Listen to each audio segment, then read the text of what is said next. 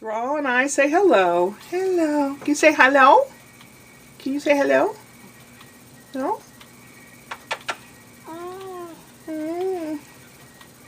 You're a good boy. Yeah. I was up all night, and yes, I watched the wedding, the royal wedding with Harry and Meghan. It was nice. It lasted a little over an hour, basically, and it was fairly pomp and circumstance, but it had a lot of modernism to it as well.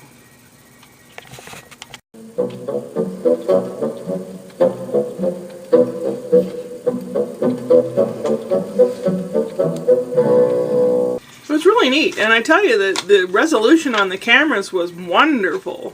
It's so crisp, the picture, you could see everything. All kinds of people were there. Oprah was there, and George Clooney and his wife, and James Corbin and his wife.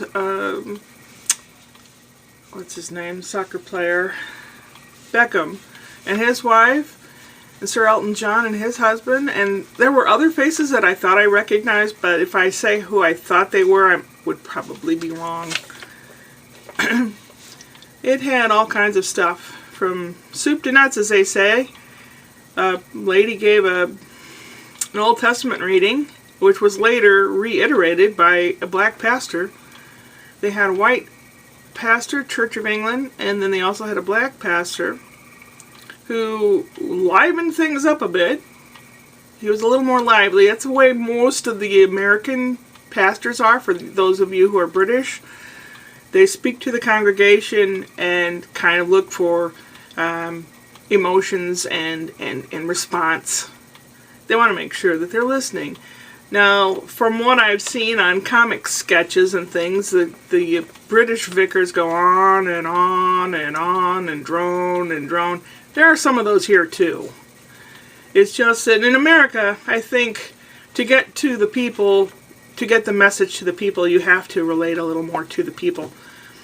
And they had a gospel choir, they had the boy choir, and they had a really lovely orchestra and a lovely cello solo. So it was a really nice, pleasant wedding. Okay, it was pleasant. I think I would have done something a little different with her dress, especially the train, and the veil train kept getting twisted. It was like too lightweight. It needed a little weight to it to be able to just stay in place. But she looks good, and she'd look good in anything. So, then, I took a nap, or whatever. By then it was, 9 in the morning or something here? No, wasn't that late. Maybe 8? Then I lie down, and I had a nap, and I got up about 12, and I thought, should I go to Speak Italian meetup or not? Don't know. 3 people were supposed to be there, so maybe I'll go and surprise them. Because I couldn't, for some reason, the computer would not let me answer yes or no to am I coming. So I thought, well, I'll just go. They don't know I'm coming, so maybe more people will show up. I showed up, and one guy was sitting there. He looked pretty dejected. I was 5 minutes late, and he looked really dejected, and we had a conversation about should this continue, and this is Monkey Shines, showing up and coming a long way. He comes further than I do. So we discussed maybe even starting a group that's closer to our homes, so that maybe, who knows? I don't know. So that's on the back burner. We practice vocabulary. He'd open his dictionary and just hunt and peck some Italian words, and I knew most of them. Surprise, surprise. My grammar still stinks, but my vocabulary is pretty good. So from there, I decided to go to Whole Foods and get some more mung bean seeds so I can make more sprouts.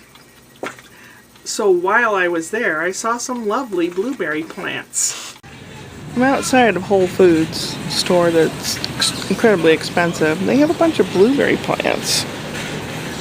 I love blueberries, and according to all the guidelines, it's something that I can eat. Should I or shouldn't I? They're $20 a pot.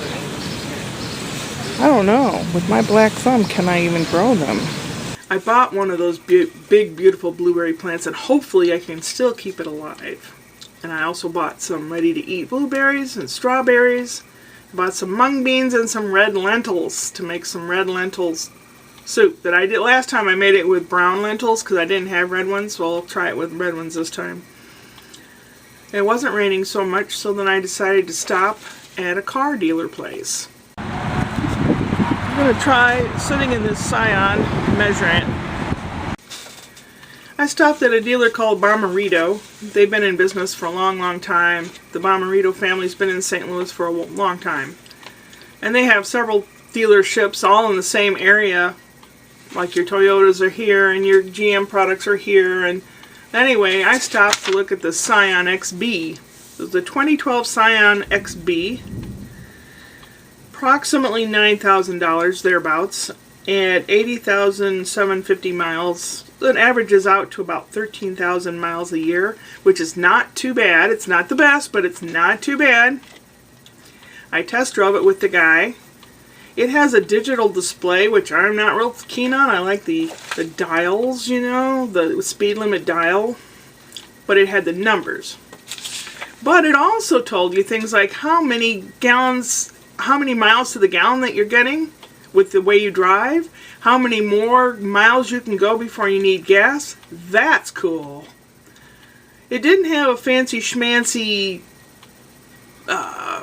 GPS or anything like that, but that's okay. It had an AM/FM radio you could hook your MP3 or phone into, and a CD player thingy. Not bad, not shabby. And it was pretty roomy in there. I mean, you know, if I loaded up the back with stuff, you know, I could do that if I wanted to. But is it too big? And did not have a sunroof overhead, which I like because being tall, I always feel like I'm claustrophobic. So seeing sky just makes me feel better. But it wasn't too bad. And the guy's trying to convince me to buy it. He said, well, how about if we offer you $500 if you take it away today? And I don't know, I think I would need more than $500, even though the county revenue department says it's worth $100. It's worth a lot more to me because it's my only transportation besides walking, and maybe my bicycle, which is not functioning properly either.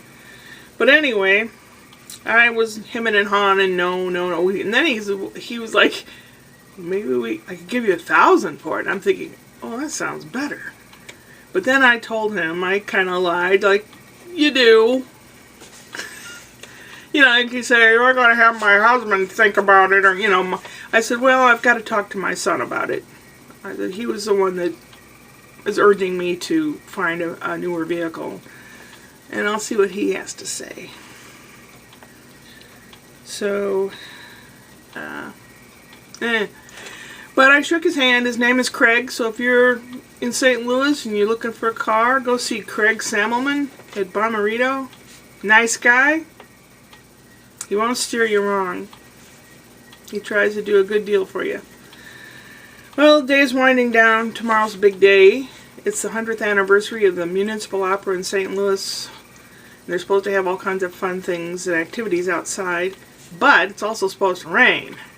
I have to eat stuff like a salad, I think. Everything I like is not suitable for me to eat, apparently, because I have to watch what I eat, because I have diabetes 2 now, or something.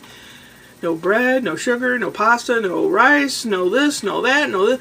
I can have broccoli, I like that. Cauliflower, I like that. Beef, fish, pears. I don't like pears because they're gritty. Greens. It's like, I guess I'll just turn into a rabbit, maybe. I don't know. Well, anyway, maybe we'll do something fun tomorrow. Catch you later. Upward and onward.